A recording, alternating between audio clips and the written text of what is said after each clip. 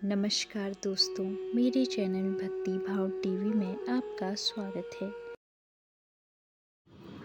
तो दोस्तों, आज की इस वीडियो में मैं आपको बताने वाली हूँ अर्जुन के अलावा और किन लोगों को हुए हैं भगवान श्री कृष्ण के विराट रूप के दर्शन। क्या आप जानते हैं? भगवान श्री कृष्ण ने युद्ध में प्रत्यक्ष रूप से भाग न लेने की प्रतिज्ञा की थी और अर्जुन के सारथी की भूमिका निभाई थी। युद्ध में शस्त्रों का उपयोग न करने के बाद भी भगवान श्री कृष्ण का अहम योगदान रहा, क्योंकि उनकी रणनीतिक बुद्धिमानी और युद्ध कौशल ने पांडवों को जीत दिलाने की सहायता की थी। इस दौरान श्री कृष्ण ने अर्जुन को विराट रूप के दर्शन दिए थे। इस बारे में तो लगभग सभी जानते होंगे कि महाभारत के युद्ध के दौरान भगवान श्री कृष्ण अर्जुन के सारथी की भूमिका निभा रहे थे।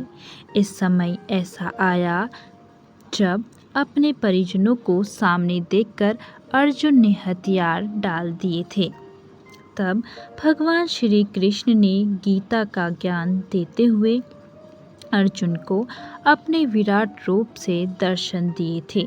मगर क्या आप जानते हैं कि और कौन कौन ऐसे लोग हैं जिन्हें भगवान श्री कृष्ण के विराट रूप के दर्शन हुए हैं? चलिए जानते हैं इसके बारे में। दिव्य दृष्टि से किए दर्शन। जिस दौरान युद्ध भूमि में युद्ध हो रहा था, उसी समय राजमहल में बैठे संजय भी इस युद्ध के सभी दृश्य देख पा रहे थे। उन्हें दिव्य दृष्टि का वरदान महर्षि वेदव्यास से प्राप्त हुआ था। ऐसे में जब अर्जुन को श्री कृष्ण जी के विराट रूप के दर्शन हुए, तो उस समय संजय को भी अपनी दिव्य दृष्टि द्वारा भगवान श्री कृष्ण के विराट रूप के दर्शन किए। उन्होंने इस स्वरूप का वर्णन धृतराष्ट्र के समक्ष भी किया। सभा में धारण किया विश्वरूप। महाभारत के युद्ध से पहले जब भगवान श्री कृष्ण पांडवों का शांति प्रस्ताव लेकर कौरवों के पास पहुँचे, तो दुर्योधन ने उन्हें बंदी बनाने की कोशिश की। तब भगवान श्री कृष्ण ने भरी सभा में अपने विश्वरूप का दर्शन दिया। तब सभा में मौजूद भीष्म पितामह, विदुर और द्रोणाचार्य ने भगवान श्री कृष्ण के विराट रूप के दर्शन दिए। वही दुर्योधन और शकुनी इस रूप को देखकर भयभीत हो गए। ये लोग भी रहे साक्षी। अर्जुन के अलावा अक्रूर जी भी भगवान श्री कृष्ण के विश्व स्वरूप के साक्षी रहे हैं। जब अक्रूर जी कंस के आदेश पर भगवान श्री कृष्ण को गोकुल से मथुरा लेने आए, तो रास्ते में भगवान श्री कृष्ण ने उन्हें अपने विराट रूप से दर्शन दिए। इसी के साथ भगवान श्री कृष्ण के चचेरे भाई उद्धव को भी कृष्ण जी के विश्व स्वरूप के दर्शन करने का सौभाग्य प्राप्त हुआ है। जब भगवान श्री कृष्ण उद्धव को सभी गोपियों को समझाने के लिए भेजते हैं, तो अंत में उद्धव अपना सारा ज्ञान उनके सामने भूल जाते हैं और गोपियाँ उन्हें प्रेम का असली अर्थ सिखाती हैं। जब उद्धव गोपियों को प्रणाम करते हुए और राधा जी का नाम जपते हुए वापस मथुरा लौटते हैं, तब उन्हें राधा जी समेत विष्णु रूप के दर्शन होते हैं। सबसे पहले यशोदा माँ को दिए थे दर्शन।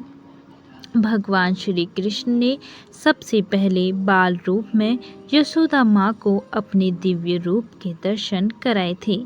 धार्मिक ग्रंथों के अनुसार जब बालपन में भगवान श्री कृष्ण मिट्टी खा रहे थे, यह देखकर माता यशोदा ने कृष्ण से अपना मुंह खोलने को कहा।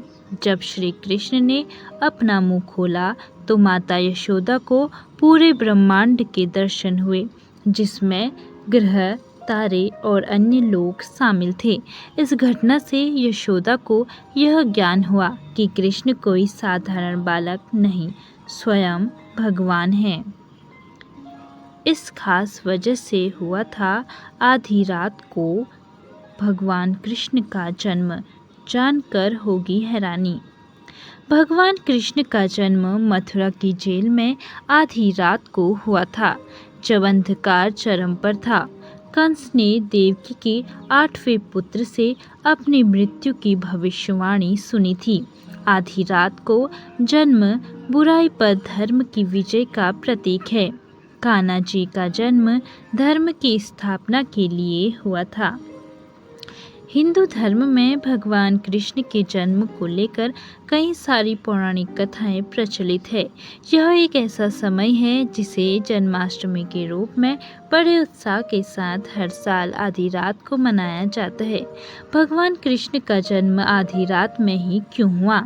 ऐसे सवाल आमतौर पर लोगों के मन में उठते हैं। तो आइए जानते हैं इसके पीछे की वजह। कहाँ हुआ था भगवान कृष्ण का जन्म?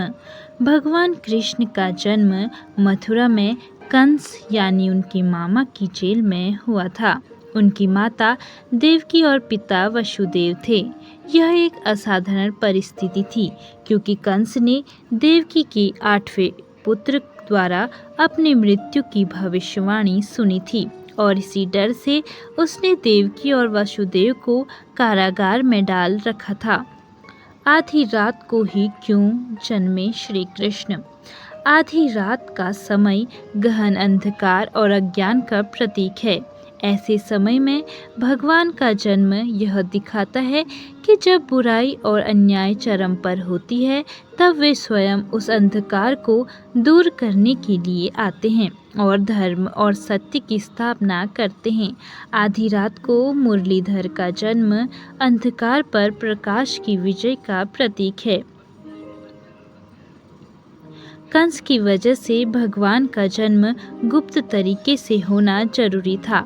आधी रात का समय इस गोपनीयता के लिए सबसे सही था।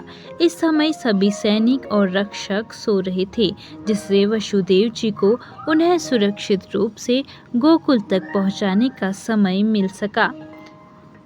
भगवान कृष्ण का जन्म पहले से ही तय था। वे केवल कंस का वध करने ही नहीं, बल्कि पृथ्वी पर धर्म की स्थापना करने और अपने भक्तों को मुक्ति दिलाने के लिए अवतरित हुए थे, जिस वजह से कान्हा जी का जन्म आधी रात के रहस्यमय माहौल में हुआ था। आध्यात्मिक रूप से आधी रात को जन्म लेने का मतलब ये है कि भगवान अज्ञान रूपी अंधकार से भरी दुनिया में ज्ञान और भक्ति का मार्ग दिखाने के लिए आधी रात को जन्मे थे। भगवान के जन्म के साथ ही कई अलौकिक घटनाएं घटी।